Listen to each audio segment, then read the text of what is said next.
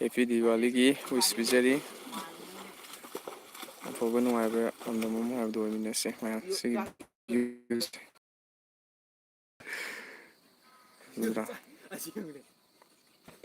ꯐꯖꯩꯀꯣ ꯚ꯭ꯌꯨꯁꯦ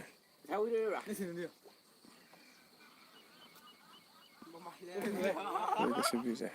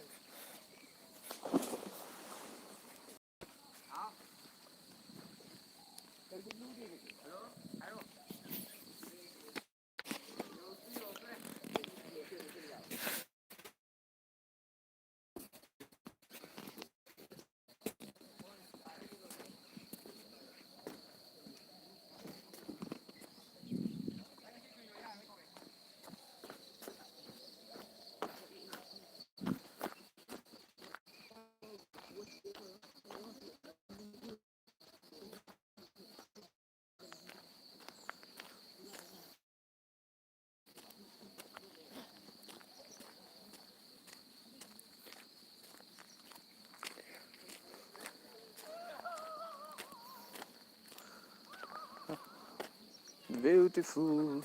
Hi, good morning. Good morning. Good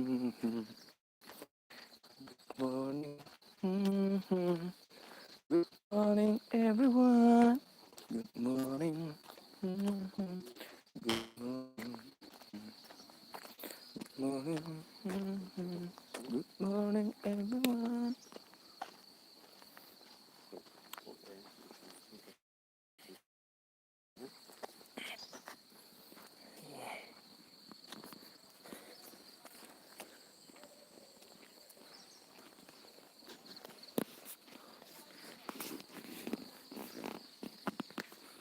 ꯐꯖꯔꯦꯅꯦꯀꯣ ꯉꯁꯤ ꯑꯗꯨꯝ ꯗꯤꯋꯥꯂꯤꯅꯤꯅ ꯃꯤ ꯑꯗꯨꯝ ꯂꯥꯛꯅꯒꯗ꯭ꯔꯥ ꯈꯜꯂꯦ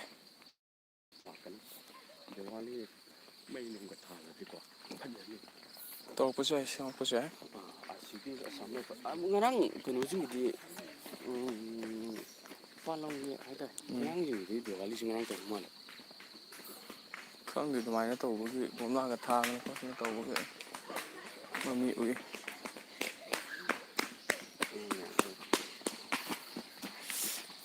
ꯌꯥꯝ ꯅꯨꯡꯉꯥꯏꯕꯅꯦ ꯁꯨꯃꯥꯏꯅꯀꯣ ꯑꯉꯥꯡꯁꯤꯡꯁꯦ ꯁꯨꯝ ꯁꯥꯟꯅꯕ ꯃꯐꯝꯁꯤꯗ ꯆꯦꯟ ꯆꯣꯡꯗꯅ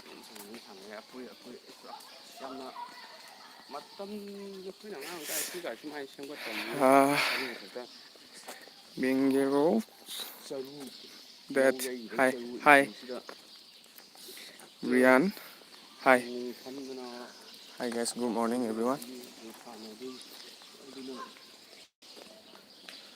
ꯍꯜꯂꯛꯑꯒ ꯂꯨꯖꯕ ꯃꯇꯝꯗꯅ ꯍꯛꯆꯥꯡ ꯌꯥꯝꯅ ꯊꯨꯞꯄꯅ ꯂꯣꯏꯗꯣꯏꯅꯤ hi hi hi everyone good morning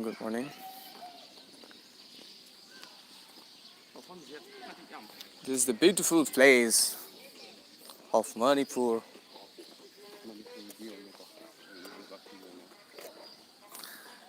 and also historical place.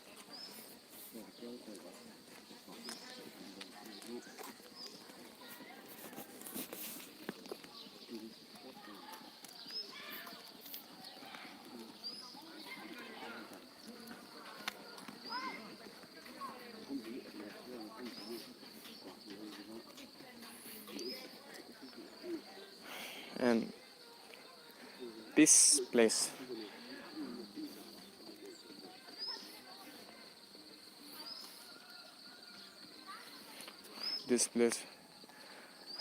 pollution free and everything sigi mafamsida nungaitaba kaim leite haitare hakchang sajenbu tawbugi oiro natragana akoigi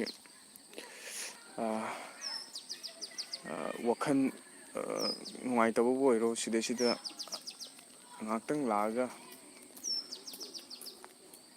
ngaktang pham matanda awa puna kokne haitare ꯑꯗꯨꯛꯀꯤ ꯃꯇꯤꯛ ꯅꯨꯡꯉꯥꯏꯕ ꯃꯐꯝ ꯈꯪꯕꯤꯕ ꯏꯆꯤꯜ ꯏꯅꯥꯎꯁꯤꯡ ꯒꯩꯗꯤ ꯂꯣꯏꯅ ꯑꯗꯨꯝ ꯈꯪꯕꯤꯔꯝꯒꯅꯤ ꯃꯐꯝꯁꯤꯒꯤ ꯅꯨꯡꯉꯥꯏꯕꯁꯦ ꯍꯥꯏꯇꯥꯔꯦ ꯑꯗꯨꯅ ꯑꯩꯈꯣꯏꯒꯤ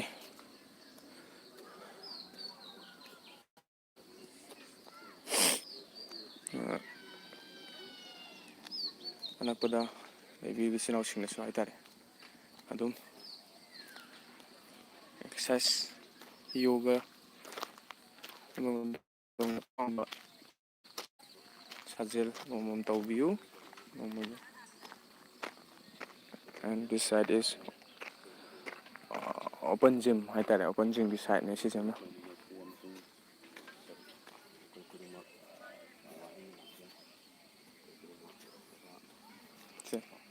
ꯁꯨꯃꯥꯏꯅ ꯃꯣꯠꯁꯜꯂꯝꯕꯁꯦ ꯁꯤ ꯇꯧꯕꯤꯔꯣꯏꯗꯕꯅꯤꯀꯣ ꯑꯩꯈꯣꯏꯒꯤ ꯂꯥꯛꯄꯤꯔꯤꯕ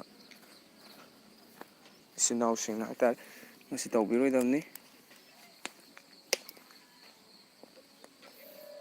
ꯁꯤ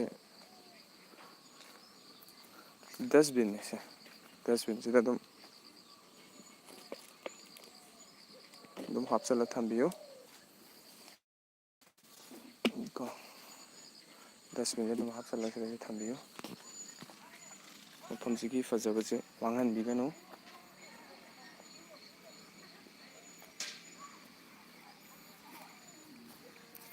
ꯅꯤꯠ ꯑꯦꯟ ꯀ꯭ꯂꯤꯟ ꯍꯥꯏꯁꯤꯁꯨ ꯃꯣꯁ ꯏꯝꯄꯣꯔꯇꯦꯟ ꯍꯥꯏꯇꯥꯔꯦ neat and clean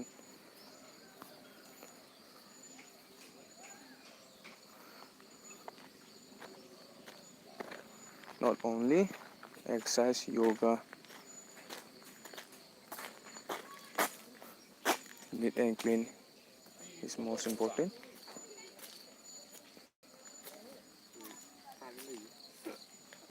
Logo gầu cái tàu này móc nó bắt nó được pangatay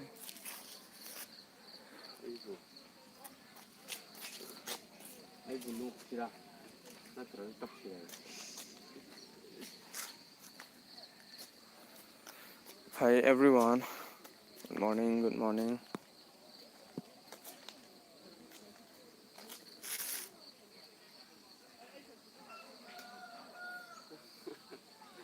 Karang rồi đấy vì sao đấy cái ra mình ngồi rồi kìa mày nè ngầm thế chứ không để hạt dân lệ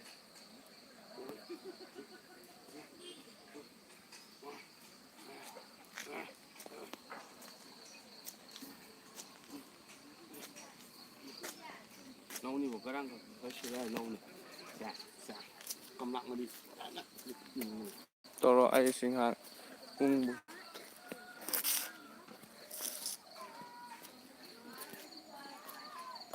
yeah yeah oh bay ado ning sing ay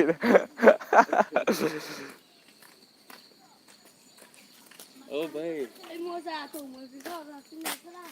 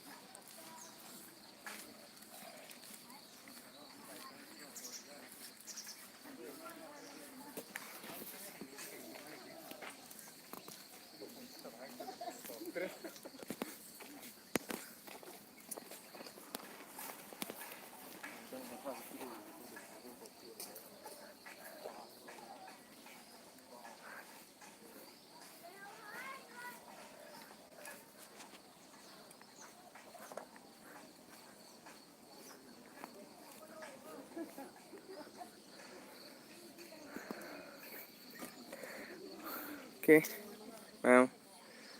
sigidi at swada losinjarage punna sang phoboi ni sai pausing ki pijo